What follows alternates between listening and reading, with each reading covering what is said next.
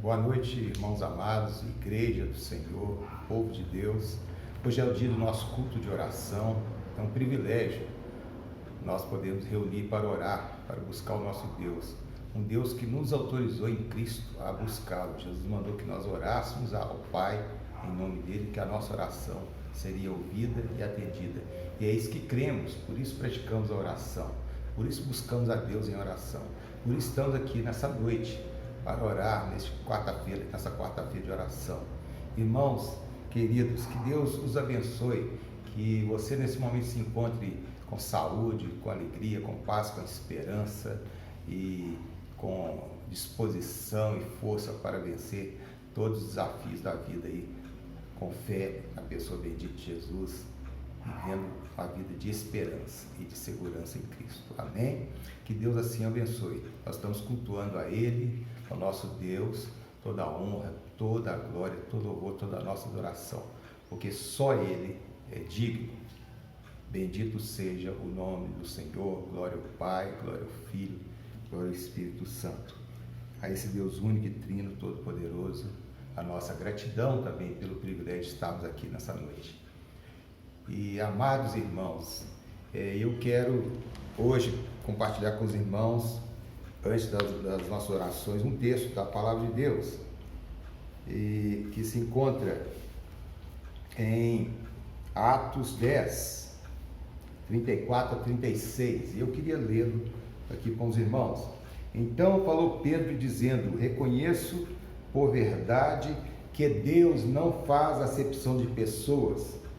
Pelo contrário, em qualquer povo, aquele que teme e faz o que é justo, lhe é aceitável. Esta é a palavra que Deus enviou aos filhos de Israel, anunciando-lhes o evangelho da paz, por meio de Jesus Cristo. Este é o Senhor de todos. Esse texto, eu estou lendo aqui apenas 3 versículos de todo um contexto.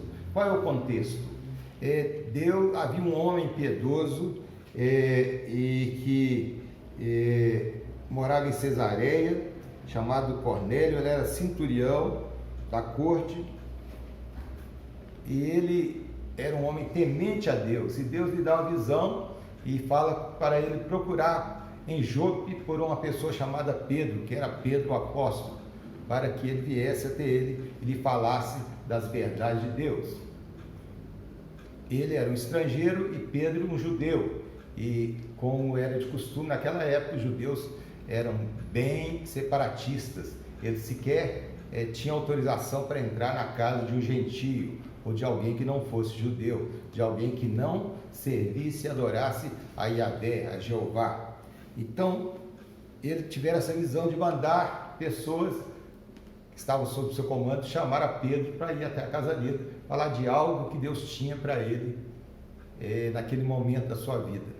E ele assim o faz. Mas também, enquanto isso, Deus, que é zeloso e amoroso e que confirma a sua palavra, também dera uma visão a Pedro, e mostrando todas as coisas que eram exclusivas dos judeus, o que era proibido, fazendo descer um lençol com coisas que os judeus não comiam, e pediu na visão que Pedro comesse. Pedro falou: eu não posso comer, que é considerado imundo, e eu não participo disso. Mas Deus fala com ele: olha, não considere imundo aquilo que Deus considera limpo. Olha, Deus estava querendo quebrar um paradigma do preconceito que Pedro tinha para com as coisas diferentes, para com aquilo que não era judeu, para com os costumes que não eram judaicos, para com os povos que não eram judeus, porque Deus já tinha dado a visão a Cornélio para procurá-lo, para que ele lhe evangelizasse. E como Pedro poderia fazer isso? Cheio de preconceitos. Então, este é o contexto do livro de Atos, no capítulo 12. Olha, Deus, o tema da minha mensagem hoje é: Deus não faz acepção de pessoas, conforme Pedro falou aí em 10:34. Reconheço de fato que Deus não faz acepção de pessoas. Nós hoje estamos comemorando, no dia 13 de maio, o Dia Nacional de Luta contra o preconceito racial, dia da abolição da escravatura. A abolição da escravatura brasileira foi acompanhada de toda injustiça preconceito e abandono contra o povo negro. Estes se viram à mercê da sorte de um dia para o outro, nada levaram, depois de anos de vida dedicada a seus senhores, foram despedidos, sem indenização, sem casa para morar, sem emprego, sem sustento e sem dignidade. Esta foi a abolição da escravatura no Brasil.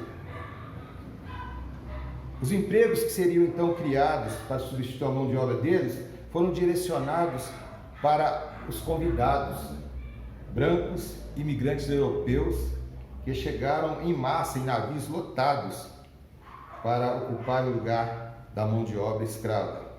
Porém, estes seriam assalariados, teriam moradia e favorecimentos.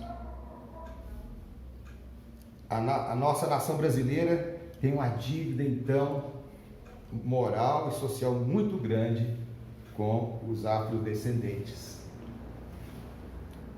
Para uma nação que na época tinha uma religião oficial de Estado, que era a religião cristã católica, pouco se lutou naquela época para reparar os danos causados ao povo negro.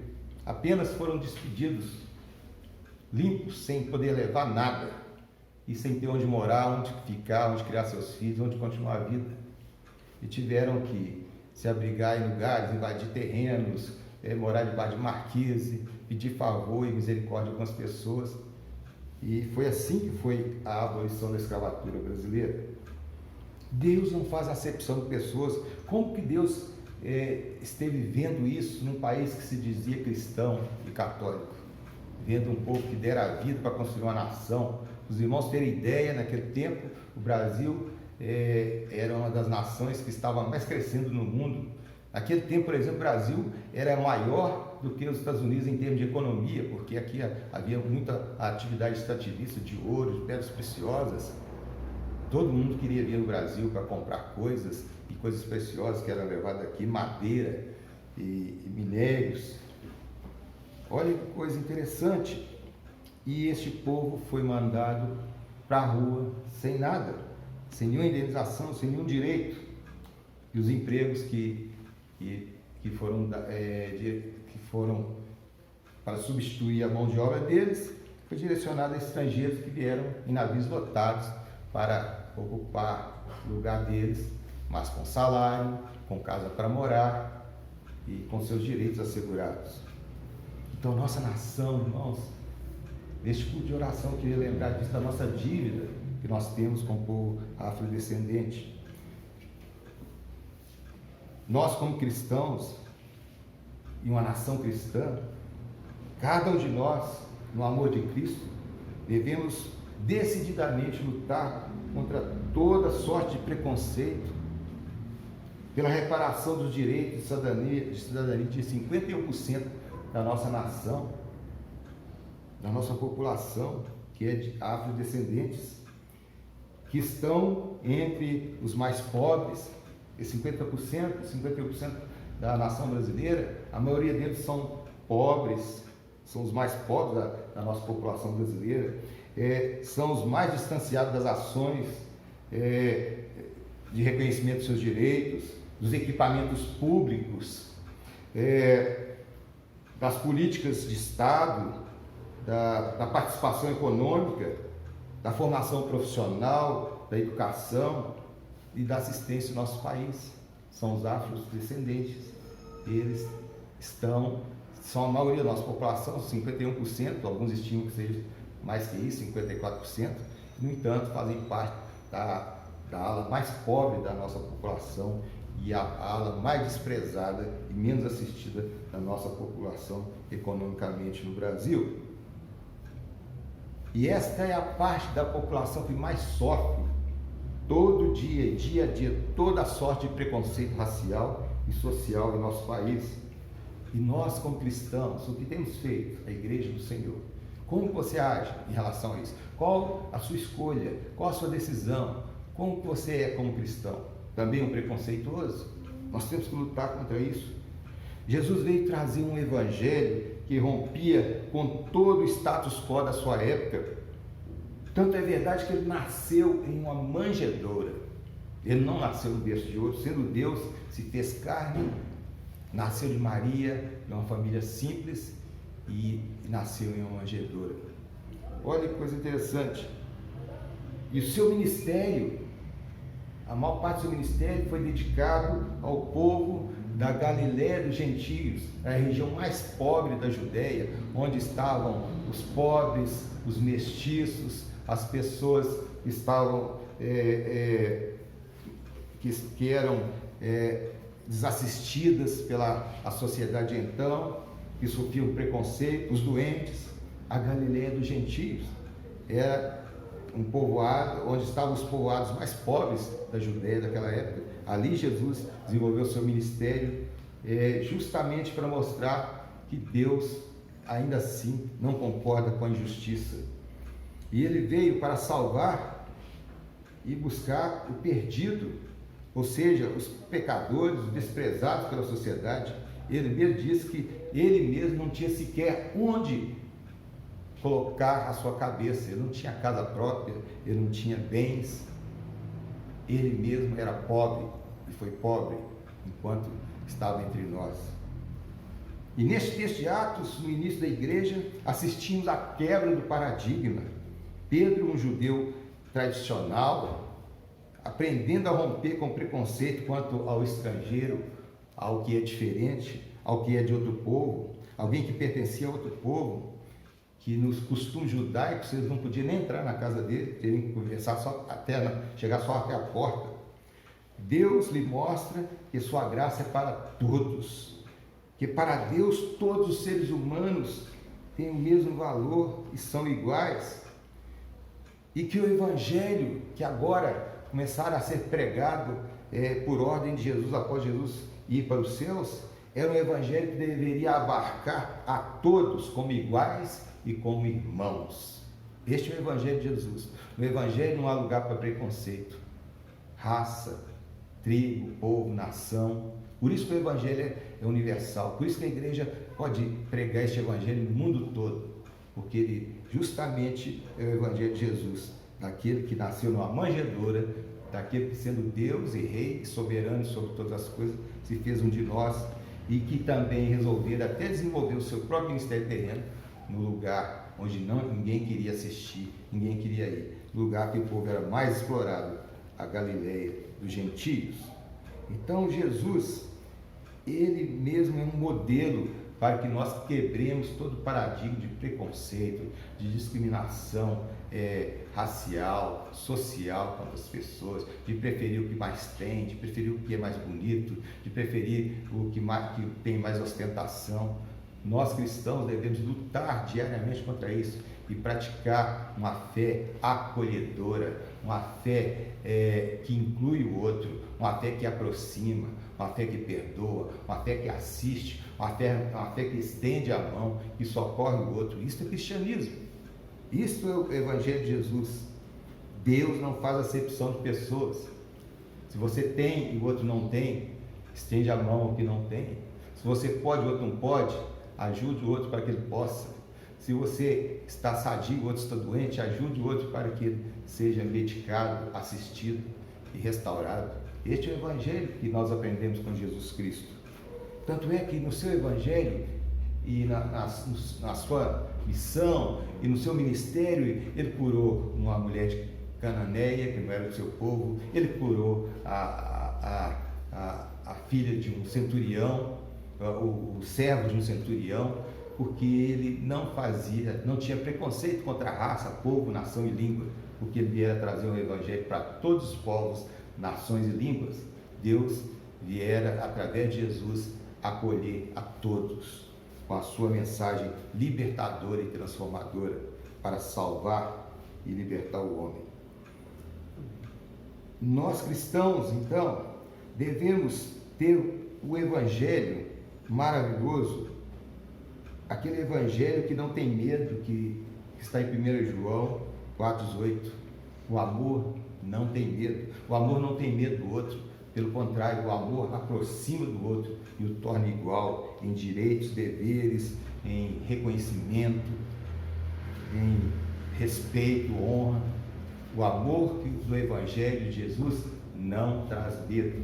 Você não tem que ter medo do outro porque ele é diferente, mas aproximar-se do outro e ter estima e consideração com o outro, como você gostaria de ser estimado e considerado e honrado. O pastor Luther King, por exemplo, não teve medo de lutar pelos direitos dos negros americanos e pagou com a própria vida por isso. O amor cristão não tem medo. Pelo contrário, é um amor que aproxima, um amor que luta pelo outro. O amor do Evangelho de Jesus é como a dívida que temos com o outro. Paulo fala disso em Romanos 13 e outro, né? A ninguém fiqueis devendo coisa alguma, exceto o amor. Nós devemos amor ao outro, seja ele de qualquer raça, povo, nação, língua, seja ele pobre, rico, de classe média, de classe alta, todos devemos o amor e o respeito, a consideração com o outro. Isso é o que ensina o Evangelho de Jesus. Esse é o Evangelho que nós pregamos, é o Evangelho que nós dizemos às pessoas que cremos. E se não estamos praticando isso, sequer somos cristãos. Talvez estamos vivendo a vida hipócrita e falsa, porque se não praticamos este Evangelho, Evangelho que não tem medo do outro, mas que aproxima do outro, Evangelho que traz consigo uma dívida de amor, de respeito, de consideração, de respeitar o direito do outro, de ter um dever de honrar o outro e vice-versa. O amor do Evangelho de Jesus sofre pelo outro, sofre com o outro, não age interesseiramente, não age de uma forma indecente ou ofensiva com o outro. É o Evangelho que está em 1 Coríntios 13, quando Paulo fala da excelência do caminho do amor, quando ele falou que o amor tudo sofre, tudo espera, tudo crê, não age indecentemente, não busca os seus próprios interesses. Este é o amor que deve fazer a gente vencer todo e qualquer preconceito racial, social e qualquer outro, de raça, gênero, de posição social. Este é o Evangelho de Jesus. E nós temos, como cristãos, um compromisso com isso, se de fato seguimos a Cristo. Porque Jesus, lá mesmo na cruz, morrendo em nosso lugar, alguém que estava ao seu lado, clamou a ele e ele falou: hoje mesmo estará comigo no paraíso. Ou seja, ele estava só pronto para abençoar. Sua missão era salvar, sua missão era reconhecer a dor do outro, sua missão era perdoar. E então não cabe acepção de pessoas no Evangelho, não cabe preconceito racial, não cabe preconceito social. Se você tratar o melhor do irmão que tem alguma posse na igreja, tratar com indiferença o pobrezinho, o mal vestido, não, isso não cabe no Evangelho de Jesus.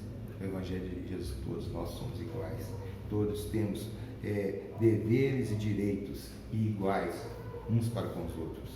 Então, na luta contra todo preconceito de discriminação, em cada ato, em cada decisão e escolha nossa, nós devemos viver o amor e o exemplo de Jesus e dos apóstolos.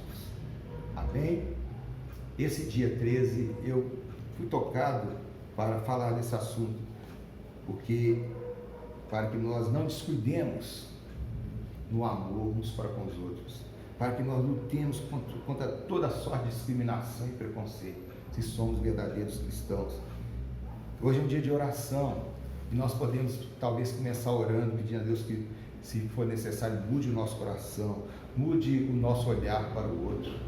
Não olhemos com indiferença, com preconceito, não olhemos com julgamento, com frieza para o outro, não usemos de preferências mundanas aquilo que é mais bonito, aquilo que é mais famoso, aquilo que está na moda, e desprezemos aquilo que é simples, aquilo que não vai nos dar lucro. Pelo contrário, nós devemos fazer as coisas por amor, fazer as coisas um para o outro, sem nenhuma exigência de reciprocidade, porque o amor de Deus é assim. Deus deu seu Filho por nós naquela cruz, e nós não teríamos condições nenhuma de pagar o que Deus fez por nós, mas Deus usou da sua graça, mandando seu Filho até nós para nos salvar, para te salvar, para me salvar, para nos salvar. Então, nós possamos lutar contra toda sorte de preconceito e discriminação, no mundo de então, como cristãos que somos, porque seguimos o Evangelho de Jesus, o Evangelho da verdade, o Evangelho do amor, o Evangelho daquele que rompeu com todo paradigma para trazer uma mensagem nova, transformadora e libertadora para o mundo.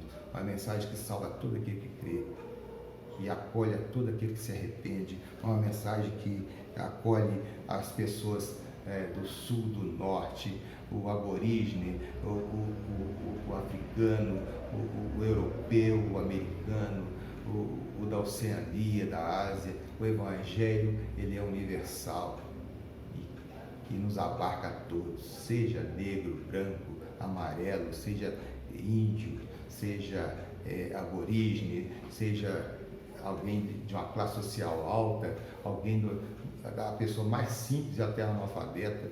Todos somos iguais diante de Deus e todos merecem a nossa consideração. Como Paulo bem disse em Romanos 3,8, a ninguém fique devendo coisa alguma, exceto o amor. Nós temos uma dívida de amor uns para com os outros, uma dívida de amor também. No Brasil, por exemplo, nós temos uma dívida imensa da nossa nação com os afrodescendentes, porque temos faltado com eles em seus direitos, em várias áreas da nossa vida social no Brasil e política. E precisamos, como cristãos, ser os primeiros a lutar pela igualdade, lutar pelos direitos do outro. Que nós não venhamos ser cristãos confortados em nós mesmos e indiferentes à luta do outro. Isso não é cristianismo, porque Jesus nunca foi assim, os seus apóstolos também pregaram um evangelho transformador e libertador. Que Deus te abençoe. Relembrando o texto, Então falou Pedro dizendo: reconheço por verdade, ou seja, de fato, que Deus não faz acepção de pessoas. Pelo contrário, em qualquer nação, aquele que o teme e faz o que é justo lhe é aceitável. Esta é a palavra de que Deus enviou aos filhos de Israel, anunciando-lhes o evangelho da paz, por meio de Jesus Cristo, e Ele é o Senhor de todos. No evangelho de Cristo, todos são iguais, e Ele é o Senhor de todos, em direitos, em deveres, um para com o outro. Cristão verdadeiro não pode ser um homem, uma mulher, um jovem, uma jovem, um menino, uma menina preconceituoso. Um cristão verdadeiro é alguém que tem amor pelo outro. Um cristão verdadeiro é aquele que luta pelo direito do outro, que não assiste injustiça e fica indiferente. Esse é um cristão verdadeiro. E nós temos uma dívida muito grande com os afrodescendentes no Brasil, todo o povo brasileiro. Nós devemos lutar como igreja também para que cesse todo preconceito, toda discriminação contra os nossos irmãos. Que Deus assim nos abençoe. Hoje é dia de oração e eu quero, antes de orar pelos pedidos, orar por nós mesmos, como igreja, para que nós aprendamos a lutar contra toda sorte de preconceito, que não baixemos as armas espirituais nossas, que não venhamos nos acomodar e ficar indiferente ao sofrimento do outro, ao preconceito que o outro sofre, à discriminação que o outro sofre. Pelo contrário, que possamos estar envolvidos em defender o direito de todos, porque para Deus todos são iguais, todo ser humano é igual, todos são criaturas de Deus e todos o Senhor chama para serem filhos em Cristo Jesus. Se nós queremos pregar um evangelho genuíno, nós temos que ser os primeiros a não ter preconceito contra ninguém, de falar do amor de Deus com qualquer pessoa e também de acolher a todos, porque este é o evangelho de Jesus. Jesus disse: ide por todo mundo e pregar o evangelho.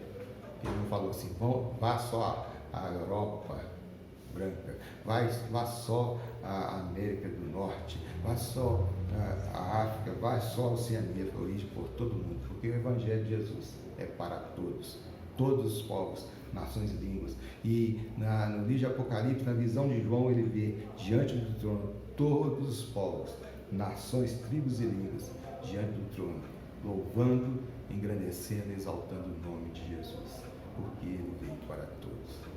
Que Deus assim te abençoe. Senhor nosso Deus, nos ensina como servos do Senhor, como irmãos em Cristo também, a vivermos uma vida sem preconceitos, uma vida de amor ao próximo, uma vida de estender a mão, uma vida de defender o direito do outro e de não usurpar também o direito do outro. Que não usemos de pretextos também para nos acomodar e ficar indiferente à injustiça que é praticada contra o outro, Senhor. Que nós cristãos possamos ter o amor que o Senhor teve, a ponto de morrer morte de cruz, para poder defender a verdade e a justiça, por amor a nós, para nos salvar. Que nós possamos viver este cristianismo em toda a plenitude, no amor que temos uns com os outros, uns para com os outros, e com todo o povo, com toda a tribo, com toda a nação e língua, para que este Evangelho do Reino chegue a todos, nos abarque a todos e salve a muitos, Senhor. Recebe de nós a gratidão, traz-nos este alerta para a edificação das nossas vidas, para a glória do Teu nome e para o bem de todos, Senhor. É o que eu te peço em nome de Jesus. Aplique essa palavra, este desafio ao coração de cada irmão que possa ouvir essa mensagem, no nome de Jesus. Amém e amém. Amados irmãos, nós vamos agora estar orando pelos pedidos de oração, e que são muitos, né? Eu notei aqui e vou estar lendo com os irmãos e pelos irmãos, né? Uma vez que estamos fazendo o nosso culto online. Então, os pedidos de orações são muitos aqui, eu vou estar agora orando. E quero que você agora está assistindo, ore comigo. Interceda não só pelo seu pedido, mas ore comigo, orando também pela necessidade do outro. Porque também a Bíblia fala para nós orarmos, irmos ao nosso quarto pedir pelos nossos assuntos íntimos, mas também fala para nós sermos intercessores, né? Orar uns pelos outros. E Pedro fala que nós somos sacerdócio real, o povo que intercede. O sacerdócio significa aqueles que se colocam diante de Deus em favor do outro, que intercede pelo outro. Então agora é o momento de você orar por você e orarmos uns com os outros e uns pelos outros, exercitando o nosso sacerdócio real que nos foi dado em Cristo Jesus. Amém? Vamos orar. Senhor nosso Deus e Pai, em nome do Teu Filho Jesus Cristo, nosso Senhor, nós vamos a Ti, Senhor, com as nossas preces, as nossas orações, nossas súplicas, e pedimos por Tua graça e por Tua misericórdia, que ouça e atenda a cada pedido, a cada oração, a cada prece, a cada, Senhor, ó Deus, intercessão que fizemos aqui em favor de alguém, Senhor. Vá ao encontro dessa pessoa, abençoa, socorre, atende, transforma, cura, liberta, traz a Tua bênção completa para essas vidas, as quais nós estaremos orando agora. Nós começamos orando, Senhor, pelo povo brasileiro, neste momento de pandemia, para que o Senhor dê consciência a cada um dos brasileiros quanto ao distanciamento social, para proteger a si e para proteger o outro. Que eles não sejam enredados por palpites de pessoas irresponsáveis que têm estimulado a eles não levar a sério a proteção individual e o proteger o outro. Senhor, quanta dor algumas famílias estão tendo por não terem obedecido essas regras, Senhor. Quantas pessoas ainda terão que morrer para que nós tomemos medidas sérias em relação a proteger-se e proteger o outro, Senhor. Põe no coração de cada brasileiro a sua responsabilidade social nesse aspecto, Senhor. Porque não vivemos como uma ilha, vivemos em sociedade, Senhor. Tem misericórdia de nós. Abençoa. Bendito é o nome do Senhor.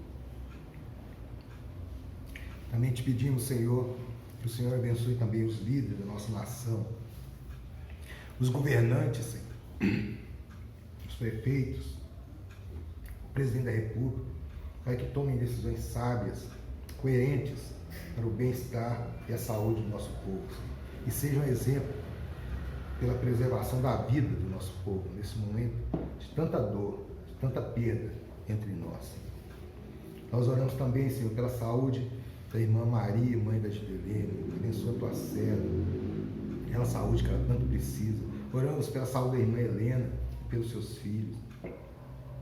Ó Deus, bendito seja o Teu nome, Senhor. Bendito seja o Teu nome. Nós agora também queremos orar, Senhor, em nome de Jesus, pela irmã Beth, que pede oração por sua saúde e cura. ela está com retinoplastia diabética, cura a tua serva, restaura a tua serva plenamente.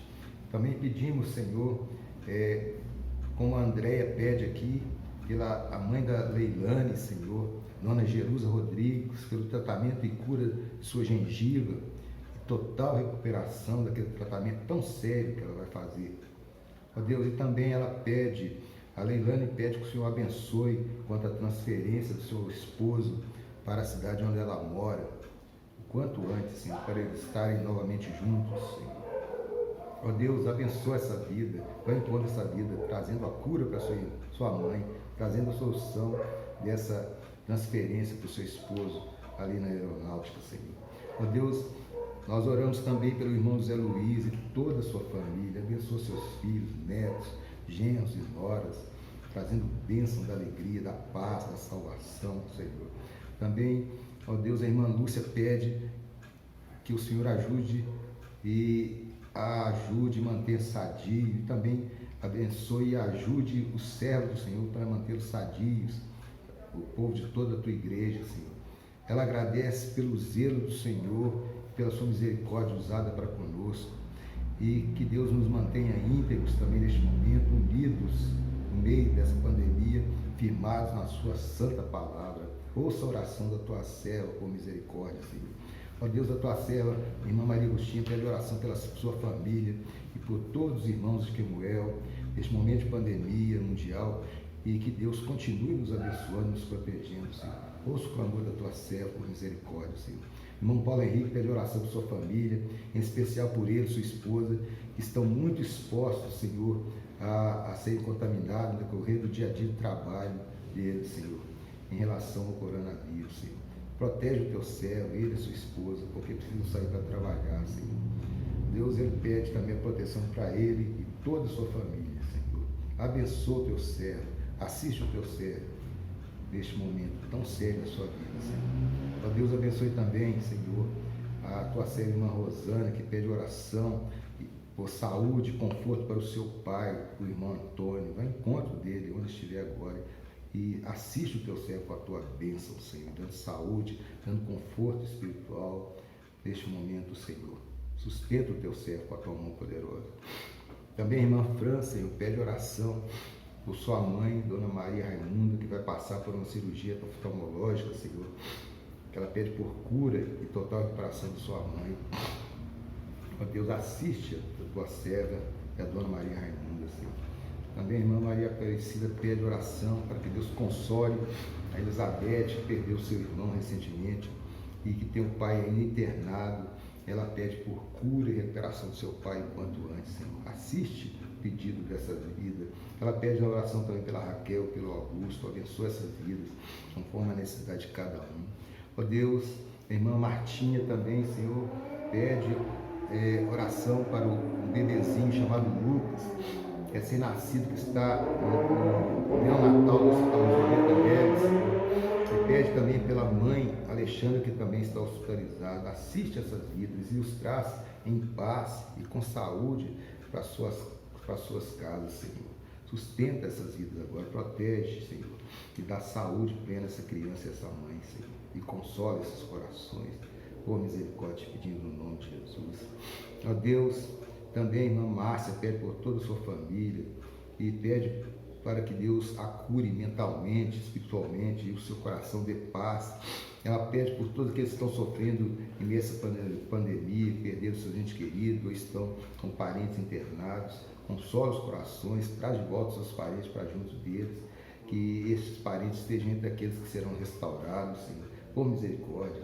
E ela pede por toda a igreja Quemuel, por cada membro, para que o Senhor nos aumente a fé, nos aumente a esperança e também para que possamos estar firmes no Senhor. Ó Deus, ouça a oração da tua serva. Nós oramos também por todas as famílias da igreja, Senhor. Abençoa o irmão Darcy e sua família. Abençoa o irmão Wagner e sua família, irmão Zemar e sua família, irmã Glória e sua família. Você com o Zemar, que está no dia a dia, trabalhando na Secretaria de Saúde, distribuindo remédios por Minas Gerais toda. Abençoe ele nas estradas, abençoa ele, livrando ele também de todo contágio, Senhor. Ó Deus, abençoa a irmã Égide e seus filhos, abençoa Martim, seu filho, abençoa a Cristina que também trabalha no hospital, Senhor, livra ela de qualquer contágio. Ó Deus, abençoa ela ali no seu trabalho, para que ela volte em paz e com saúde todo dia para sua casa, Senhor. Abençoa o irmão Marcos, Ilma e seus filhos, Senhor. Abençoa o Luiz e toda a sua família, irmã Ana Paula, sua filha, seus parentes, Senhor. Abençoa o irmão Vando, Senhor. Sustenta ele, livra ele de todo mal. Abençoa a irmã Patrícia, restaura a saúde dela e ampara ela com seu esposo, seus filhos, Senhor. Abençoa o Genário, todos os seus filhos, toda a sua parentela. Abençoa, Senhor, o irmão Dedi, irmã Raquel, todos os seus filhos, genros, noras e netos, Senhor. Sustenta o teu servo com saúde, com paz, com alegria, com firmeza. Abençoa a irmã Mônica, ela saúde, ampara a tua serva, dando saúde e vida com ela, toda a sua parentela, Senhor. Vá ao encontro de cada um desses pedidos, Senhor, não porque merecemos, mas por tua infinita misericórdia. E assiste e socorre por tua graça a cada um desses pedidos, Senhor. Nós colocamos tudo isso diante do teu trono de graça, para que o Senhor venha ao nosso encontro com a tua bênção e o teu favor, por tua misericórdia. Em nome de Jesus, teu Filho, é que nós te pedimos. Amém e amém. E que a graça de nosso Senhor e Salvador Jesus Cristo, teu amor, Pai bendito, que as duas consolações do Espírito Santo sejam com toda a tua igreja e o teu povo espalhado em toda a face da terra. E também abençoa conosco a obra missionária, para que este evangelho venha e chegue a todo o povo, nação e língua, para que o Senhor possa voltar e buscar a tua igreja.